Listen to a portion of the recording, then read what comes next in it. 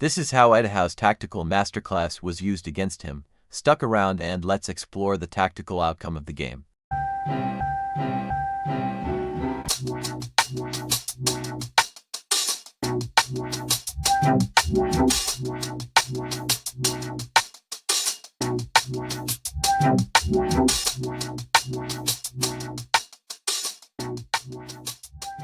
Newcastle being the black and white, and Chelsea being the blue, Newcastle approached the game in a 4-3-3 formation. We would see Newcastle look to push upfield both their fullbacks. The idea from this situation would be to have numerical advantages out wide. They would aim to utilize the target man they had upfield in Woltemade. He would oftentimes look for the cross into the box. He would also be seen dropping deep. The intention behind this was to seek to pull one or more Chelsea players out of possession, leaving open space in behind for the Newcastle wide men to invert.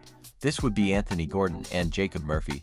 They would only attack this area once the fullbacks would have then overlapped. This, however, didn't work for the most part, as we would see early on Chelsea having a really well-disciplined rest defense.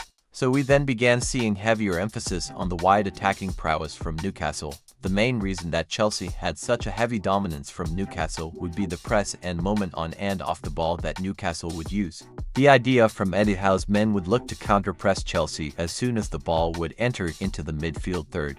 They would close off progressive passes in the midfield, which would then mean that Chelsea would then be forced to go long.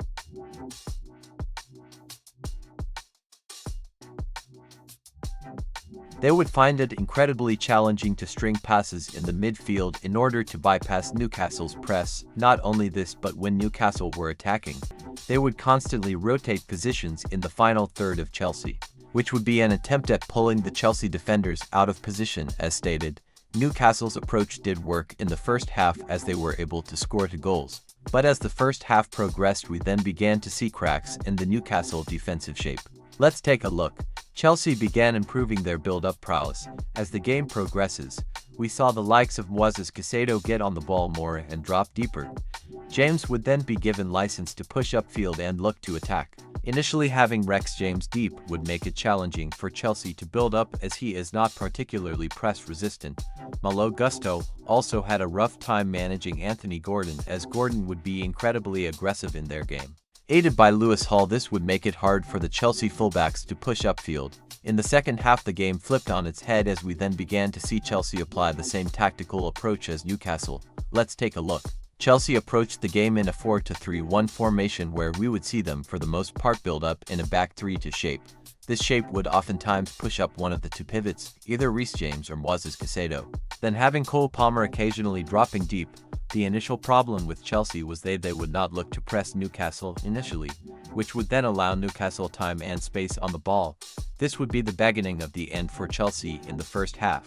In the second half, like Newcastle, we then saw Chelsea look to press higher up the pitch, especially after the Reece James goal that came from a set pieces.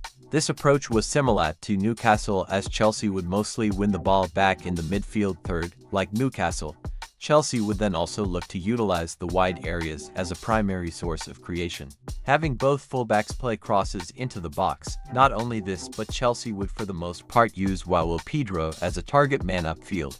He would receive long balls from deep or through balls into space, and like Woltemade, he would also look to drop deep and link up play. How Chelsea were able to close off Newcastle is similar to the way Newcastle looked to close of Chelsea.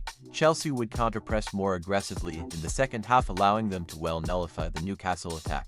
We would even see Newcastle attempt to adapt and get runners on the pitch by making relevant substitutions.